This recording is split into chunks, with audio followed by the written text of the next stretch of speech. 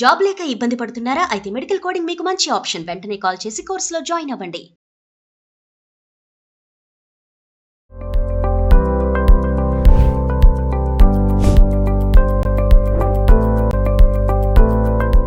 Second hand AC కొనే వాళ్ళు ఎలాంటి జాగ్రత్తలు తీసుకోవాలి? ఏసీ ఎప్పుడు పర్చేస్ చేసామనేది ఒకటి, కంప్రెసర్ నాయిస్ చెక్ చేసుకోవాలి. గ్యాస్ లీకేజెస్ గురించి మినిమం 35 నుంచి 40 వేల రూపాయలు. Second hand AC period of life ఎన్ని సంవత్సరాలు వాడొచ్చు అందాజా? అంటే సెకండ్ హ్యాండ్ ఏసీ కొంటే యావరేజ్గా ఏసీ లైఫ్ వచ్చి, అంటే సెకండ్ హ్యాండ్ ఏసీ సర్వీసెస్ ఎలా ఉంటాయి? సెకండ్ హ్యాండ్ ఏసీ కావచ్చు, కొత్త ఏసీ కావచ్చు, మినిమం కొత్త ఏసీ కాకుండా సెకండ్ హ్యాండ్ ఏసీ కొనే వాళ్ళకి తరచుగా వచ్చే సమస్యలు ఏముంటాయి? మెయిన్గా గ్యాస్ లీకేజెస్ ఎక్కువ సమస్యలు ఉంటాయి. నమస్తే, welcome back to Suman TV. AC అనేది బడ్జెట్తో కూడుకున్న విషయం. మరి సమ్మర్ వచ్చేసింది, ఎండలు మండిపోతున్నాయి. ఏప్రిల్ నెలలోనే ఇలా ఉంటే మరి మే నెలలో ఎలా ఉంటుందో ఇంకా ఊహించలేము మనము. ఇప్పటికే చాలా ఇబ్బందులు పడుతున్నారు జనాలు. అయితే మరి ఏసీ, చాలా మంది ఏసీ కొనేవాళ్ళు బడ్జెట్తో కూడుకుందని చెప్పాను కదా. మరి కొంతమంది సెకండ్ హ్యాండ్ ఏసీ కొనడానికి కూడా చూస్తూ ఉంటారు. బడ్జెట్ ప్రాబ్లం వల్ల సెకండ్ హ్యాండ్ ఏసీకి వెళ్ళడం చూస్తారు. మరి సెకండ్ హ్యాండ్ ఏసీ కొనేటప్పుడు తీసుకోవాల్సినటువంటి జాగ్రత్తలు ఏంటి? వీటన్నిటిపైన ఏసీ టెక్నీషియన్తో ఆ వివరాలన్నీ మీకు తెలియచేయడానికి నేనైతే వచ్చేసాను. మరి వీడియో ఎక్కడ పాజ్ చేయొద్దు, స్టార్టింగ్ నుంచి ఎండింగ్ వరకు చూడండి. సెకండ్ హ్యాండ్ ఏసీ కొనే వాళ్ళు ఎలాంటి జాగ్రత్తలు తీసుకోవాలి అనే అంశం పైన ఈ వీడియో చేయడానికి అయితే నేనైతే రావడం జరిగింది. మరి ఇంకెందుకు ఆలస్యం, వీడియోలోకి వెళ్ళిపోదాం.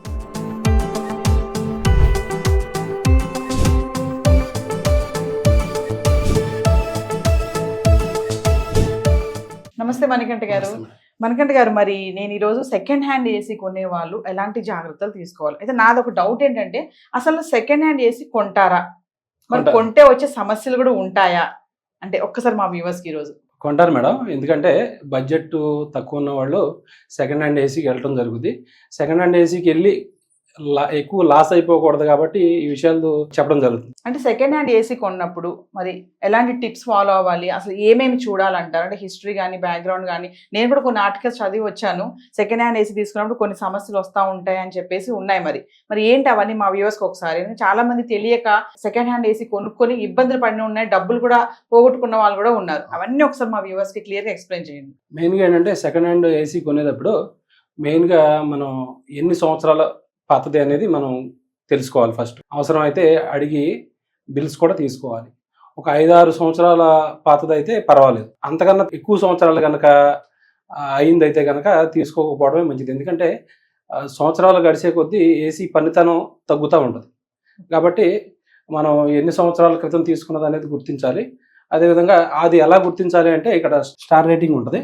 ఆ స్టార్ రేటింగ్లో ఎన్ని సంవత్సరాల క్రితం అనేది ఇక్కడ మెన్షన్ చేస్తారు. ఏ ఇయర్లో మ్యానుఫ్యాక్చరింగ్ అయింది అనేది మెన్షన్ చేస్తారు. అది చూసి మనం ముందుకెళ్ళొచ్చు కొంతవరకు. తర్వాత నెక్స్ట్ వచ్చి అదేవిధంగా దీని కూలింగ్ ఆయిల్ కూడా చెక్ చేసుకోవాలి. ఏసీకి వచ్చి cooling oil. Okay, second hand AC కూడా first cooling oil first check చేసుకోవాలి. కొన్ని పాయింట్స్ అంటూ ఉన్నాయి. ఆ పాయింట్స్లో కొన్ని 1 by 1 చెప్తాను. ఈ కూలింగ్ ఆయిల్ కనుక రస్ట్ పట్టిన, ఆల్మోస్ట్ ఈ కార్నర్స్లో తుప్పు ఉంటుంది, రస్ట్ పట్టినా, ఇది తినేసిన విధానంగా ఉన్నా కూడా ఇది డ్యామేజ్డ్ పీస్గా మనం గుర్తించాలి. అదేవిధంగా ఇది నీలి రంగులో కానీ, వైట్ అంటే అల్యూమినియం రంగులో కానీ ఉంటే కనుక నీట్గా ఉన్నట్టే అవుద్ది. అంటే తీసుకోవచ్చు. అంటే ఫస్ట్ ఇది చెక్ చేసుకోవాలి. ఫస్ట్ కాయిల్ చెక్ చేసుకోవాలి. మనం వెళ్ళినప్పుడు సెకండ్ హ్యాండ్ ఏసీ కొనడానికి వెళ్ళాం అనుకోండి స్టోర్ కి, వాడు అన్ని చూపిస్తారా మరి మనకి? స్టోర్స్ లో అంటే ఎవరన్నా ఆఫీస్ లో కానీ, ఇంట్లో కానీ తీసుకోవడం జరుగుతుంది. ఓకే, అక్కడ మనం ముందే ఇది చూసి 1 by 1 చెక్ చేసుకుని తీసుకోవాలి. అంటే ఒక టెక్నీషియన్ తీసుకెళ్లడం అనేది మస్ట్, కంపల్సరీ. కూడా సెకండ్ హ్యాండ్ ఏసీ కొనాలనుకున్నప్పుడు ఖచ్చితంగా టెక్నీషియన్ తీసుకెళ్ళాలి. ఎందుకంటే లోపల ఏముంది అనేది అదర్ పర్సన్స్ కు తెలియదు. వాళ్ళు కొంచెం చూడగానే చెప్పేస్తారు, టెక్నీషియన్ అయితే చూడగానే చెప్పేస్తారు. సో సెకండ్ స్టెప్ ఏంటంటే, ఫస్ట్ అయితే ఇది కాయిల్ చెక్ చేసుకోవాలి. ఓకే, సంవత్సరాలు. అదేవిధంగా కాయిల్.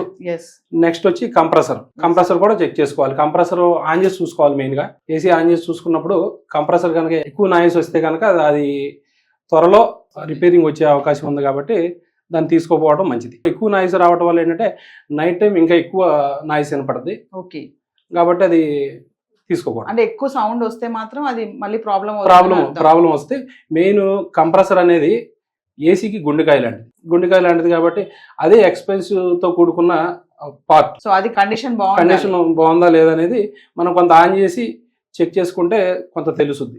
అదేవిధంగా మనం ఫ్యాన్ బ్లోయర్ ఉంటుంది, రన్నింగ్లో పెట్టుకున్నప్పుడు ఈ యూనిట్ కూడా వైబ్రేట్ అవుద్ది. వైబ్రేట్ అవ్వకూడదు. మెయిన్గా వైబ్రేట్ అవుతుంది అంటే లోపల బ్లోయర్ కానీ ఫ్యాన్ మోటార్ కానీ ప్రాబ్లం ఉన్నట్టు అవుద్ది. ఫస్ట్గా ముందు కాయిల్ చెక్ చేసుకోవాలి, అదేవిధంగా వైరింగ్ చెక్ చేసుకోవాలి. లోపల వైరింగ్ కానీ ఎలికలు కానీ అదేవిధంగా రిపేరింగ్ అవ్వటం కానీ జరుగుంటే తర్వాత జాయింట్స్ ఉంటే షార్ట్ సర్క్యూట్ అవుద్ది. కాబట్టి ఆ వైరింగ్ కూడా చెక్ చేసుకోవాలి.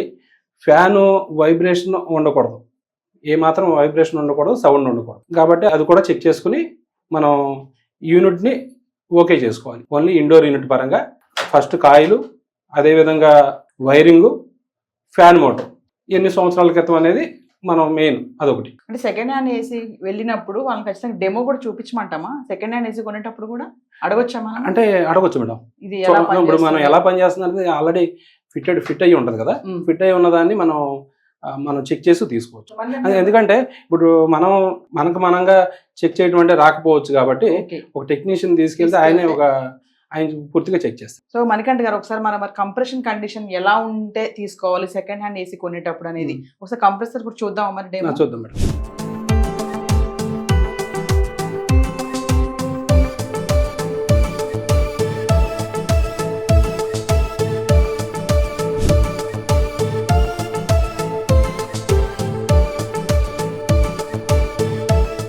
మణికంఠ గారు, మరి ఏసీ కంప్రెసర్ గురించి మాట్లాడుకుంటే మనము మరి ఇందులో non inverter AC, inverter AC అని కూడా అంటున్నారు.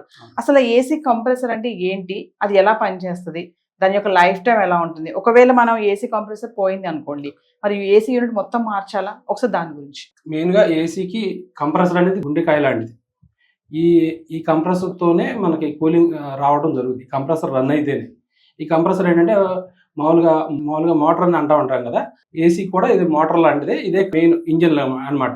దీంట్లో కూడా లోపల వైండింగ్ ఉంటుంది, పిస్టన్స్ ఉంటాయి, రోటర్ ఉంటుంది, ఆయిల్ కూడా ఉంటుంది. ఆయిల్తో పాటే రన్ అవుతూ ఉంటుంది అనమాట. కంప్లీట్గా గ్యాస్ని పంప్ చేయడానికి ఈ కంప్రెసర్ ఉపయోగపడుతుంది. మెయిన్గా ఏసీలో ఏంటంటే ఎంత కంప్రెసర్ ఉన్నా కూడా గ్యాస్ కంపల్సరీ ఉండాలి. ఆ గ్యాస్ని పంప్ చేస్తేనే కూలింగ్ వస్తుంది. అందువల్ల ఏంటంటే కంప్రెసర్ని వినియోగిస్తారు. ఈ కంప్రెసర్ వచ్చి 1.5 టన్ నాన్ ఇన్వర్టర్ కంప్రెసర్, అదేవిధంగా ఇన్వర్టర్ కంప్రెసర్ 1.5 టన్. దీనికి వ్యత్యాసం ఏంటంటే మెయిన్గా పవర్ సేవింగ్.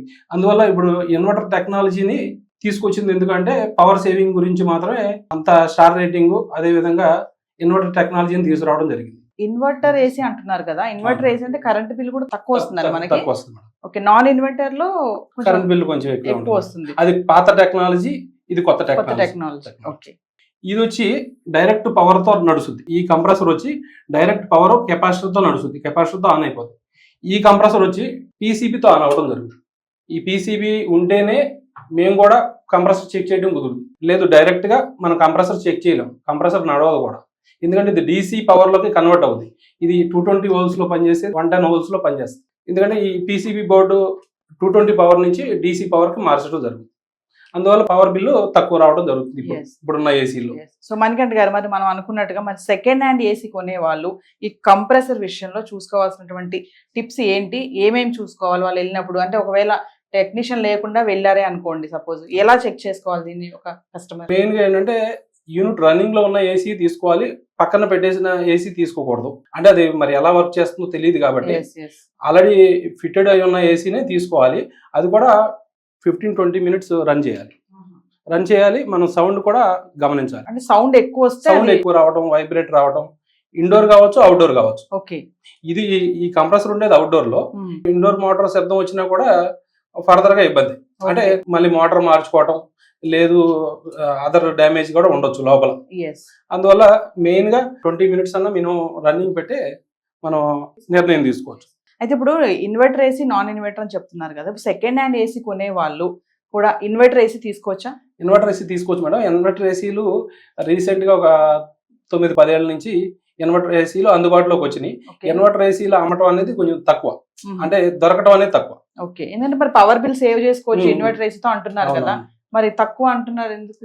అవి ఇంకా మార్కెట్లోకి ఇప్పుడిప్పుడే వచ్చినాయి, ఆల్రెడీ రీసేల్ చేసేవాడు తక్కువ. అంటే ఇన్వర్టర్ వేసి అంటే నాకు ఇన్వర్టర్ గుర్తొస్తుంది. మామూలుగా ఇళ్ళలో ఇన్వర్టర్ పెట్టుకుంటా అవును. ఉంటారు కరెంట్ పోయినప్పుడు, ఒక బల్బ్, ఒక ఫ్యాన్. అవునవును. ఆ ఇన్వర్టర్ వేరు, ఈ ఇన్వర్టర్ వేరు మేడం. ఏసీ ఇన్వర్టరా? ఈ ఇన్వర్టర్ పేరు technology, inverter technology, dual inverter అంటారు, స్మార్ట్ ఇన్వర్టర్ అంటారు. టెక్నాలజీ మొత్తం ఇన్వర్టర్ టెక్నాలజీ మెయిన్. ఇన్వర్టర్ అంటే కరెంటు లేనప్పుడు పనిచేయడం కాదు, కరెంటుని మార్పిడి చేసి రన్ అవడం జరుగుతుంది. ఓకే, కరెంటు తగ్గించుకుని రన్ అవడం జరుగుతుంది. సో వ్యూవర్స్ మరి విన్నారు కదా, మరి సెకండ్ హ్యాండ్ ఏసీ కొనాలనుకున్న వాళ్ళు ఖచ్చితంగా కంప్రెసర్ అనేది అదొక హార్ట్ లాంటిది అని చెప్తున్నారు. అవును. సో ఖచ్చితంగా దీని విషయంలో చాలా క్లియర్ గా ఎక్స్ప్లెయిన్ చేశారు, ఏమేమి చూసుకోవాలి అవన్నీ. మరి నెక్స్ట్ మనం కూలింగ్ కాయిల్స్ గురించి కూడా మాట్లాడుకుందామండి. తప్పకుండా అంటే మేడం. ఇందులో ఇంకా ఏమన్నా ఉందా? ఇదేంటంటే మేడం, మెయిన్ గా ఇన్వర్టర్ అంతా కూడా పీసీబీ బోర్డు మీద నడుస్తుంది కాబట్టి ఓకే, ఈ ప్రాపర్ గా పీసీబీ కావచ్చు, కంప్రెసర్ కావచ్చు, చెక్ చేసుకుని తీసుకోవాలి. ఓకే. PCB main. ఇప్పుడు ఇన్వర్టర్ ఏసీలో, నాన్ ఇన్వర్టర్ ఏసీలో ఇది ఒకటే గుండెకాయ అనుకుంటే, ఇన్వర్టర్ ఏసీలో ఈ 2 గుండెకాయలు లెక్క. పీసీబీ కూడా. ఓకే. పీసీబీ కూడా ఆల్మోస్ట్ కంప్రెసర్ కాస్ట్ అవుతుంది. ఇది కూడా ఓకే, అంత కాస్ట్ అవుతుంది కాబట్టి ఇది కూడా ప్రాపర్ గా చెక్ చేయించుకుని తీసుకోవాలి. ఎందుకంటే పీసీబీ రిపేర్ వస్తేనే దాదాపు మనం 15,000 16,000 రూపాయల్లో సెకండ్ హ్యాండ్ ఏసీ వస్తే పీసీబీ కాస్ట్ 8-9,000 అయ్యే సందర్భాలు ఉన్నాయి. ఓన్లీ 10,000 కూడా అవుతుంది. ఎక్కువ బడ్జెట్ ఎక్కువ బడ్జెట్ అయిపోతుంది. కాబట్టి ప్రాపర్ గా ఇన్వర్టర్ ఏసీ తీసుకోవడం మంచిదే, కానీ ప్రాపర్ గా లీకేజెస్ కావచ్చు, కంప్రెసర్ పీసీబీ కావచ్చు, పూర్తిగా మనం చెక్ చేసుకుని తీసుకోవాలి. సో మనకంటే మరి కూలింగ్ కాయిల్స్ గురించి కూడా మాట్లాడుకుందామా? అలాగే మేడం.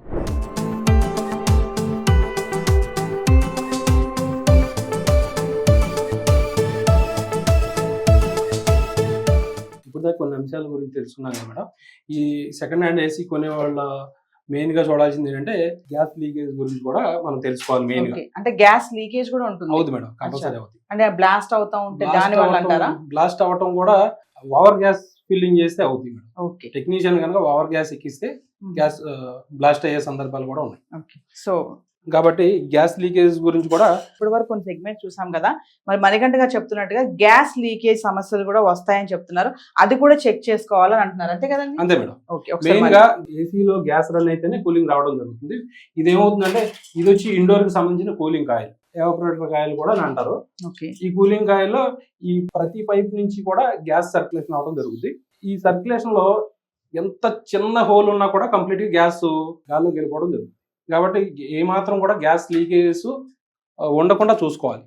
అంటే ఉన్నాయా లేవా అనేది ఏంటంటే మెయిన్ గా మనం కొంత కళ్ళతో చూడొచ్చు, టెక్నీషియన్ తో కూడా కంపల్సరీ చూపించుకోవాలి. అంటే ఇది ఇండోర్ యూనిట్ లో ఉంటుంది, ఇండోర్ యూనిట్ లో స్టార్టింగ్ లో చూపించిన దాంట్లో ఉంటుంది. ఓకే, స్టార్టింగ్ లో చూపించిన ఇండోర్ యూనిట్ లో ఉన్న కాయిల్ ఇది. ఓకే, ఈ ప్రతి దాంట్లోనూ ఇది అవుతుంది.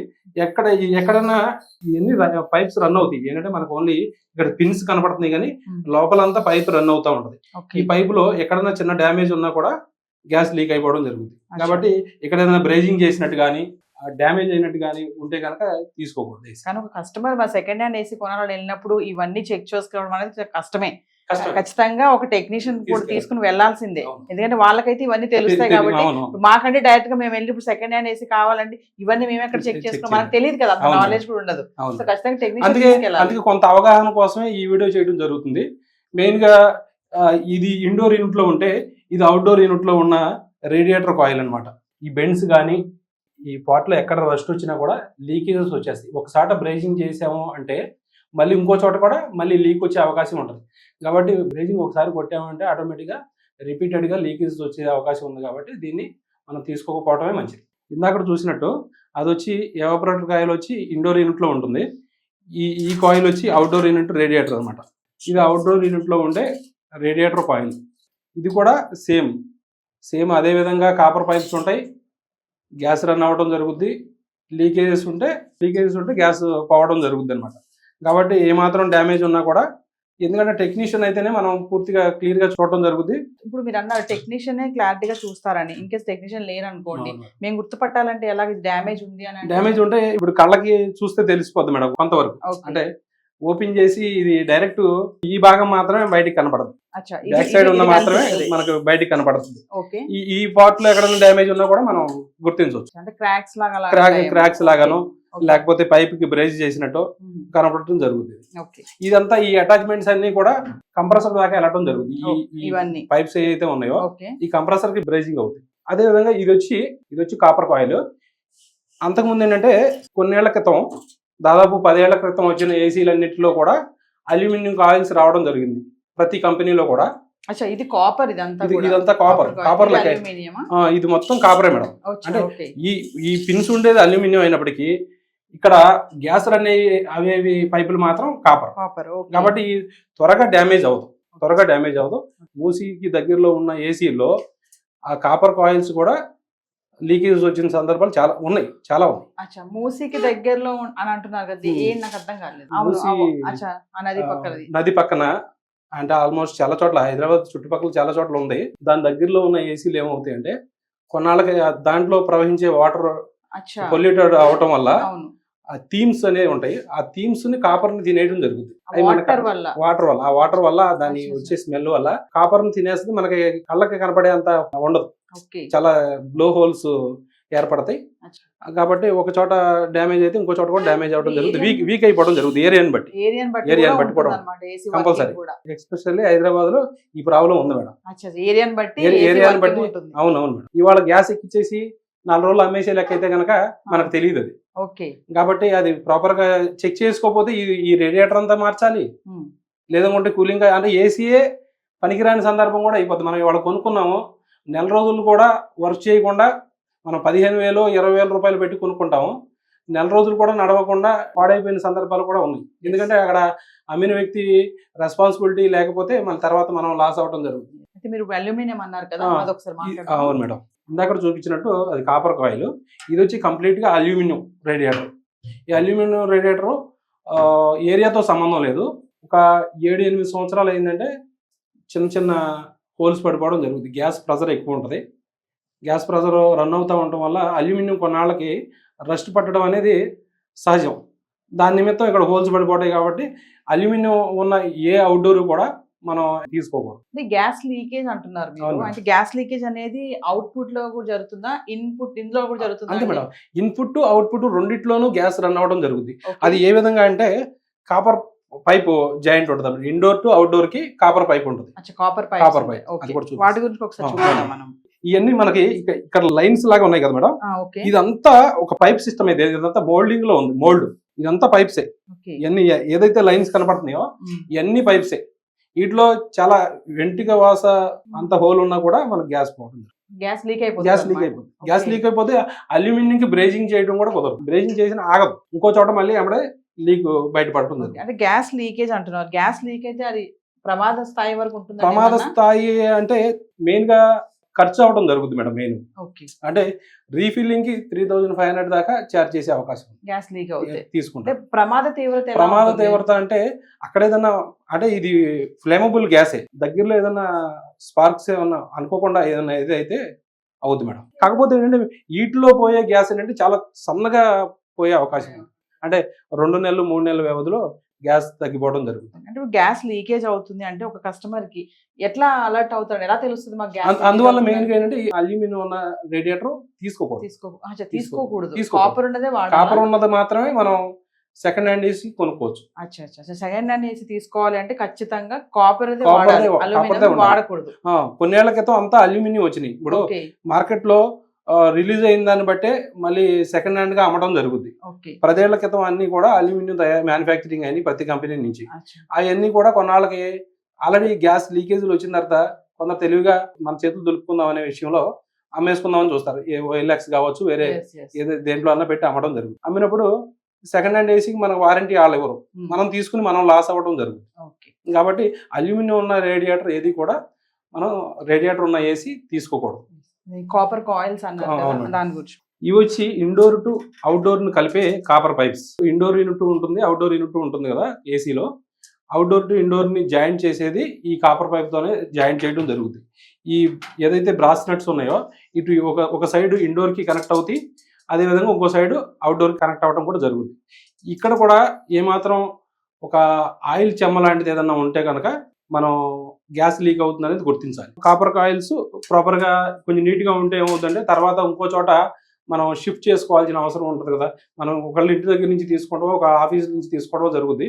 ఈ కాపర్ కనుక తక్కువ ఉన్నా లేదు డ్యామేజ్ ఉన్నా మళ్ళీ నెక్స్ట్ ఎక్కడైతే బిగిస్తామో అక్కడ ఎక్స్పెన్సివ్ అవ్వడం జరుగుతుంది. సో మణికంఠ గారు, మరి సెకండ్ హ్యాండ్ ఏసీ కొనే వాళ్ళు ఎలాంటి జాగ్రత్తలు తీసుకోవాలి చక్కగా ఎక్స్ప్లెయిన్ చేశారు. మరి ఒక్కసారి మా వ్యూవర్స్ కి మీరు పాయింట్ వైజ్ గా టక్కటక్క ఒకసారి చెప్పండి, ఏమేమి కేర్ తీసుకోవాలి, ఏమేమి చూసుకోవాలి అంటే. ఏంటంటే మెయిన్గా ఏసీ ఎప్పుడు పర్చేస్ చేసామనేది ఒకటి చూసుకోవాలి. అదేవిధంగా కంప్రెసర్ నాయిస్ చెక్ చేసుకోవాలి. గ్యాస్ లీకేజెస్ గురించి తెలుసుకోవాలి. టెక్నీషియన్ తీసుకెళ్ళి గ్యాస్ లెవెల్ ఎంత ఉందనేది చెక్ చేసుకోవాలి. అదేవిధంగా కంప్రెసర్ ఇండోర్ కానీ అవుట్డోర్ కానీ నాయిస్ని కూడా చెక్ చేసుకోవాలి. వైరింగ్ ఒకటి మెయిన్. వైరింగ్ ఏంటంటే ఏమాత్రం కూడా జాయింట్స్ అనేది లోపల కూడా పీసీబీల దగ్గర కూడా జాయింట్స్ ఏది ఉండకుండా ఎలికలు కొట్టిన విధానం ఏదన్నా ఉన్నా కూడా మనకు తర్వాత రిపీటెడ్గా ప్రాబ్లమ్స్ వస్తాయి కాబట్టి అది కూడా ఒకసారి చెక్ చేసుకోవాలి. అయితే మనకంటే ఇంకొక పాయింట్ చెప్పండి, అంటే అసలు సెకండ్ హ్యాండ్ ఏసీ కొనే వాళ్ళ సంఖ్య ఎంత ఉంటుంది? అంటే మీరు రెగ్యులర్ గా సర్వీస్ చేస్తూ ఉంటారు కాబట్టి ఈ కొత్త ఏసీ సర్వీసే కాకుండా మీరు వెళ్ళినప్పుడు వాళ్ళని అడుగుతారా, ఇది కొత్తదా సెకండ్ హ్యాండ్ కొన్నారా అనేది మీకు చూడగానే అర్థమైపోద్దా, మీరు అడుగుతారా వాళ్ళని? అంటే మెయిన్ గా ఎక్కువ అడిగే వాళ్ళు ఉంటారు మేడం. మెయిన్ గా ఏది నాకు సెకండ్ హ్యాండ్ ఏసీ ఏదైనా ఉంటే చూడమని చెప్పేవాళ్ళు చాలా మంది ఉన్నారు. కొనరు అని అనుకుంటాం కానీ ఆల్మోస్ట్ ఒక 20-30% మంది మాత్రం సెకండ్ హ్యాండ్ ఏసీల మీద ఆధారపడతారు. ఎందుకంటే మినిమం 35 నుంచి 40 వేల రూపాయలు కొత్త ఏసీ ఉన్నప్పుడు పాత ఏసీ 3 నెలలు 4 నెలలు మనం వాడతాం కదా, పాత ఏసీ ఏదన్నా ఉంటే చెప్పండి అనేది అనేవాళ్ళు చాలా మంది. అంటే second hand AC period of life ఎన్ని సంవత్సరాలు వాడొచ్చు అందాజా? అంటే యావరేజ్ గా ఏసీ లైఫ్ వచ్చి 10 నుంచి 12 సంవత్సరాలు. సర్వీస్ మంచిగా చేయించుకుంటే 15 సంవత్సరాల దాకా కూడా ఎటువంటి ప్రాబ్లం ఉండదు మేడం. సెకండ్ హ్యాండ్ ఏసీ వచ్చి మనం 5-6 ఏళ్ల ఏసీ కనుక తీసుకుంటే ఒక 5-6 ఏళ్ళు మినిమం 8 ఏళ్ళ దాకా ఎటువంటి ఇబ్బంది ఉండదు. అంటే ప్రాపర్ గా మనం తీసుకునేటప్పుడే కొంచెం మంచి ఏసీ తీసుకుంటే కనుక అది ఏ మాత్రం కూడా 9 నుంచి 10 ఏళ్ళు మనం వాడుకోవచ్చు. అంటే సెకండ్ హ్యాండ్ ఏసీ సర్వీసెస్ ఎలా ఉంటాయి, సర్వీస్ టైమింగ్స్ కానీ ఎలా చేయించుకోవాలి? Second hand AC, second hand AC కావచ్చు, కొత్త ఏసీ కావచ్చు, మినిమం 1 year కి మినిమం కంపల్సరీ సర్వీస్ చేయించుకోవాలి. మనం సెకండ్ హ్యాండ్ ఏసీ కొనేటప్పుడు కూడా మనం ఆ సర్వీస్ చేయిస్తున్నారా లేదనేది కూడా మనం తెలుసుకోవాలి మేడం. ఓకే, ప్రాపర్ గా సర్వీస్ చేయించకపోతే ఈ కాయిల్స్ అనేవి రస్ట్ పట్టి తినేయడం జరుగుతుంది. కాబట్టి కంపల్సరీ సెకండ్ హ్యాండ్ ఏసీ కావచ్చు, కొత్త ఏసీ కావచ్చు, కంపల్సరీ అంటే రెగ్యులర్ గా వాడితే 3 to 4 months కి చేయించాలి. రెగ్యులర్ గా అంటే ఆఫీసెస్ ఉంటాయి, ఆఫీసెస్ లో ఎవ్రీ క్వార్టర్ కూడా చేయించుకోవాలి. లేదు అనుకుంటే ఇళ్లలో మాత్రం ఇయర్లీ వన్స్ అయితే కంపల్సరీ చేసుకోవాలి. ఫైనల్ ఒక పాయింట్ చెప్పండి మా వ్యూవర్స్ కి, కొత్త ఏసీ కాకుండా సెకండ్ హ్యాండ్ ఏసీ కొనే వాళ్ళకి తరచుగా వచ్చే సమస్యలు ఏముంటాయి? మెయిన్ గా గ్యాస్ లీకేజ్ ఎక్కువ సమస్యలు ఉంటాయి. మెయిన్ గా ఉండేది మన కళ్ళతో చూస్తే తెలియదు కాబట్టి గ్యాస్ లీకేజెస్ ఉంటాయి. ముందుగా మనం చూసుకోవాలి పడతాయి. అంటే బాగా తెలిసిన వాళ్ళ ద్వారా తీసుకుంటేనే మంచిది తప్ప మనం ఒక ఆన్లైన్ ద్వారా తీసుకుంటే ఇబ్బంది పడే అవకాశం ఉంది. అంటే అలా అని ఆన్లైన్ నేను తప్పని అనట్లేదు. ఎందుకంటే ఒకసారి అమ్మేసి మా చేతులు దులుపుకుంటే తర్వాత ఇబ్బంది పడేది మనమే ఉంటాం కాబట్టి కొంచెం తెలిసిన వాళ్ళ ద్వారా తీసుకుంటే కొంచెం రెస్పాన్సిబిలిటీ అనేది ఉంటుందని నాకు అభిప్రాయం. థ్యాంక్ యూ మణికంఠ గారు, చాలా వాల్యుబుల్ ఇన్ఫర్మేషన్ ఇచ్చారు. సో వ్యూవర్స్, మరి మణికంఠ గారు చాలా చక్కగా ఎక్స్ప్లెయిన్ చేశారు. సెకండ్ హ్యాండ్ ఏసీ కొనే వాళ్ళు ఖచ్చితంగా, అంటే చెప్పిన పాయింట్స్ అన్ని పక్కన పెడితే నాకు ఒకటి క్లారిటీగా అర్థమైంది ఏంటంటే, మనం సెకండ్ హ్యాండ్ ఏసీ కొనాలని వెళ్ళినప్పుడు ఖచ్చితంగా మనతో పాటు ఒక తెలిసిన ఏసీ టెక్నీషియన్ ఖచ్చితంగా తీసుకెళ్ళాలి. ఎందుకంటే వాళ్ళు ఇట్టే చూసి ఇది ఇలా ఉంది, ఇది ఇలా ఉంది, ఇది తీసుకోకూడదు, ఇది తీసుకోవచ్చు, దీంట్లో ఈ సమస్య ఉంది, ఇది సరిగ్గా లేదు, ఇది పాడైపోతుంది, మీకు మళ్ళీ డబ్బులు వేస్ట్ అవుతాయి, ఇవన్నీ కూడా వాళ్ళు ఏంటంటే మనకి అంత నాలెడ్జ్ ఉండదు కాబట్టి, వాళ్ళు టెక్నీషియన్స్ కాబట్టి వాళ్ళు ఇట్టే చూసి చెప్పే ఛాన్స్ అయితే ఖచ్చితంగా ఉంటుంది. సో ఖచ్చితంగా మీరు సెకండ్ హ్యాండ్ ఏసీ కొనాలి అనుకుని వెళ్తుంటే కనుక మీ ఒక్కరే వెళ్ళిపోయిన డెసిషన్ తీసుకోకుండా కూడా మీకు తెలిసినటువంటి టెక్నీషియన్ తీసుకుని వెళ్తే మీ డబ్బులు కూడా ఖచ్చితంగా ఆదా చేసుకోవచ్చు. మరి సెకండ్ హ్యాండ్ ఏసీ కొనాలనుకునే వాళ్ళు ఖచ్చితంగా ఇప్పుడు చెప్పినటువంటి పాయింట్స్ అన్నింటినీ కూడా చూసుకుంటే మీ డబ్బులు ఆదా అవుతుంది, ఒక మంచి ఏసీ కూడా మీరు పెట్టుకోవచ్చు. మరొక ఇంట్రెస్టింగ్ ఎపిసోడ్ తో మళ్ళీ మీ ముందుంటాం. This is Naveena, cameraman Tillu లక్ష్మణ్తో, సుమన్ టీవీ.